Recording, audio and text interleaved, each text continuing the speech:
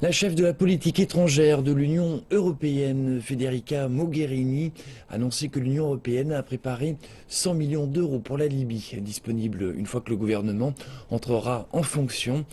Madame Mogherini a prononcé cette déclaration lors d'une conférence de presse à Tunis, en marge de discussion avec le Conseil présidentiel de la Libye. Il y a des choses que l'Union européenne continue à faire pour soutenir le peuple libyen, en particulier l'assistance humanitaire, même dans les moments les plus difficiles de cette crise. Toutes les difficultés de ces 2 dernières années, nous avons toujours dit que nous voulons faire davantage. Nous avons préparé 100 millions d'euros pour soutenir les activités humanitaires et construire des institutions qui seront prêtes dès le premier jour de l'accord national du gouvernement. Federica Mogherini a également rendu hommage aux victimes d'un attentat à Zliten jeudi.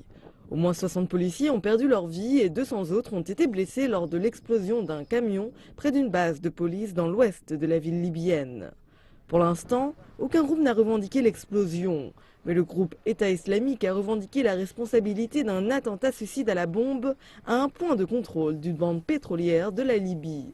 La branche de l'État islamique en Libye a publié un communiqué déclarant que l'attentat de jeudi à Ras Lanouf, dans l'est du bastion côtier de Sirte, a été exécuté par un combattant étranger utilisant une voiture remplie d'explosifs.